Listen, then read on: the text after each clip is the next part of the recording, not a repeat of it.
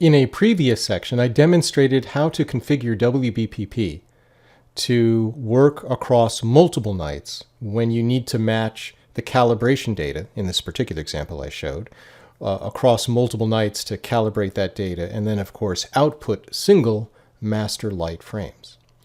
This example is going to be just one more step, a little more complex.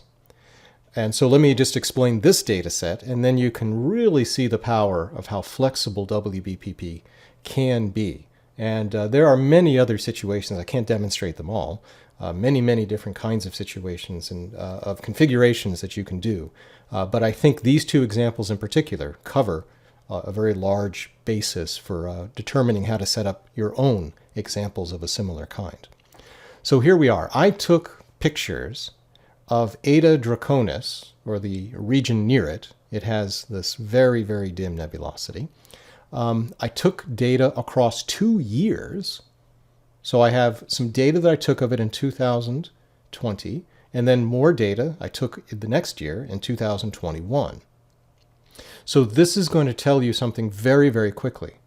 The calibration data, all of it, all of the darks and biases and flats and everything, they all need to be associated with each. They need to be grouped together, is what I'm trying to say. Those darks need to, that I took in 2020, they need to go with the 2020 light data. Likewise, everything I did in 2021 needs to be associated with that particular grouping.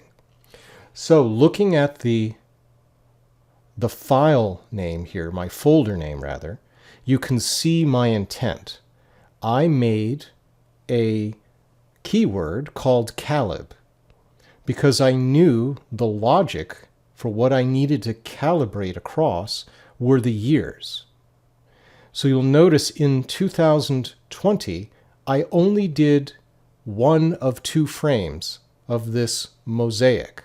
So I have, not only was this done across 2 years, but I actually have 2 different fields of view.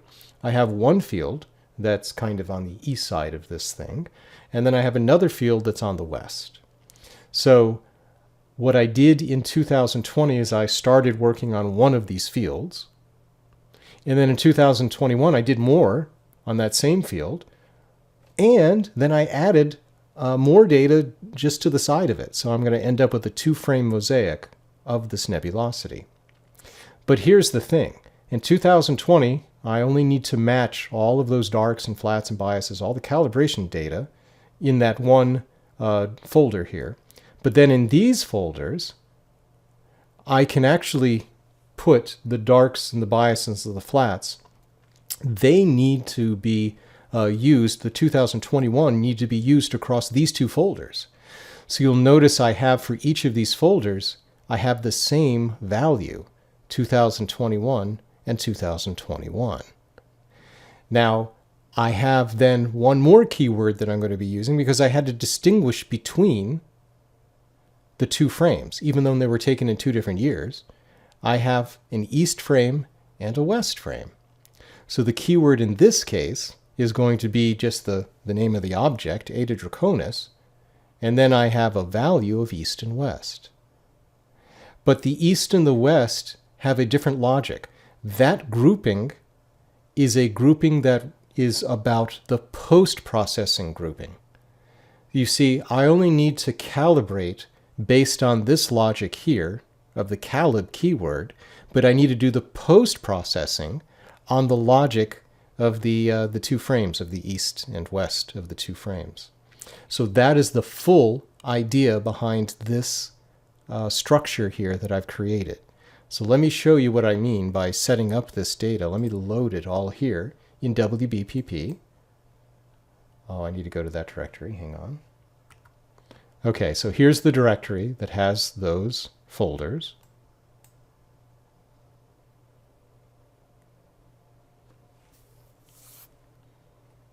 Found a whole bunch of stuff right at the end. I know it found an icon, which I'm just going to remove here, like this.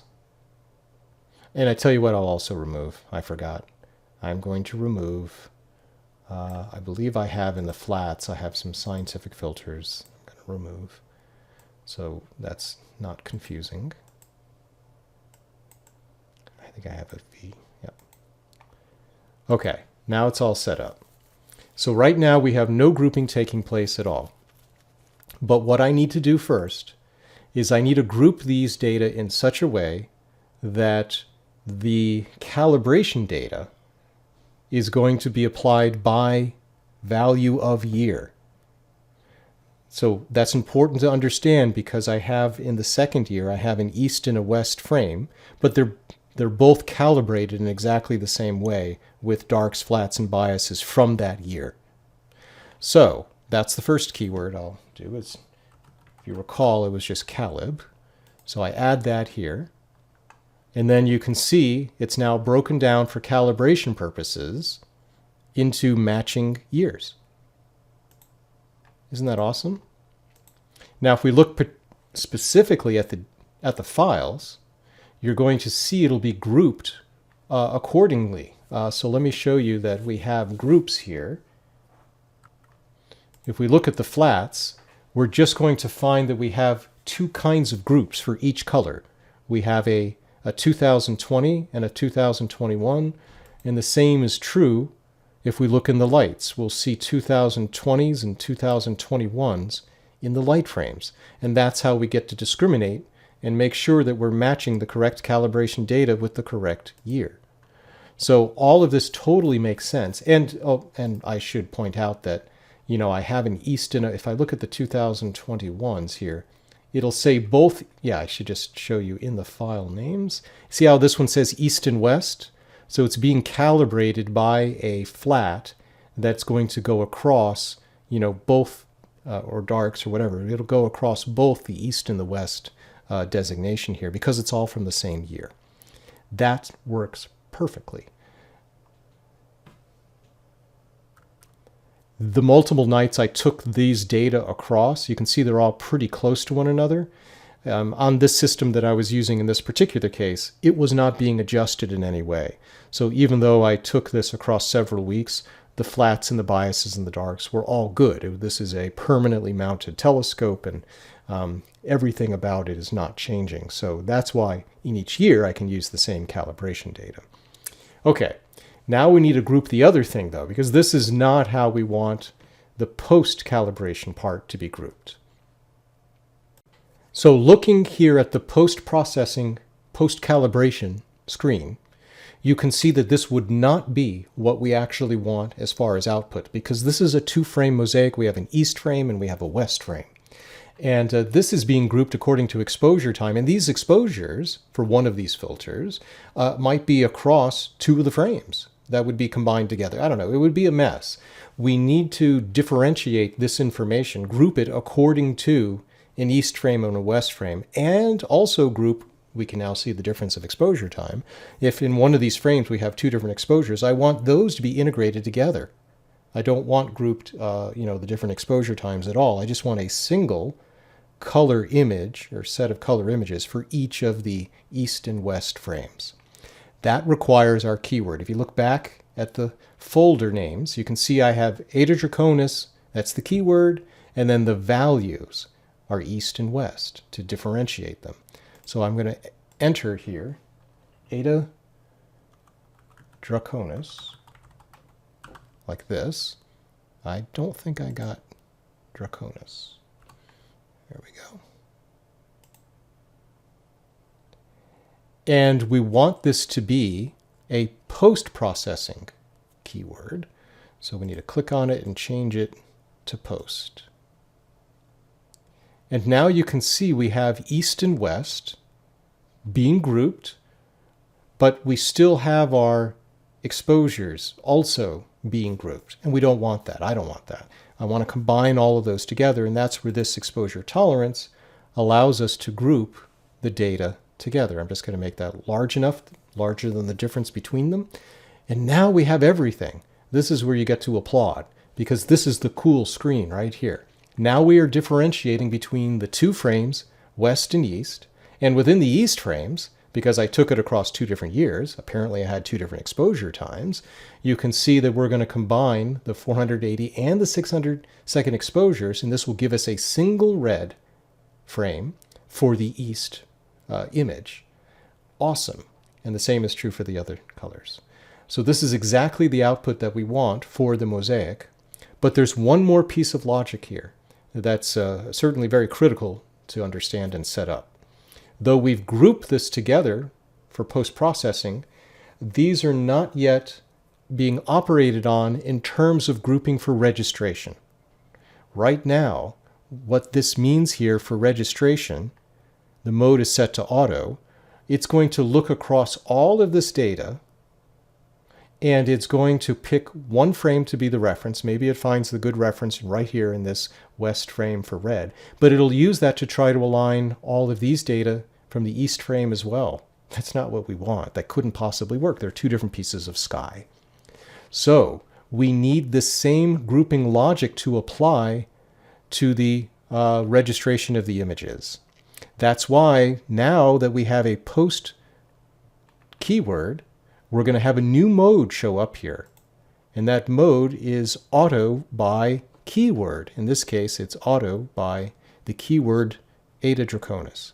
So I will click this, and nothing will change here because this grouping was correct.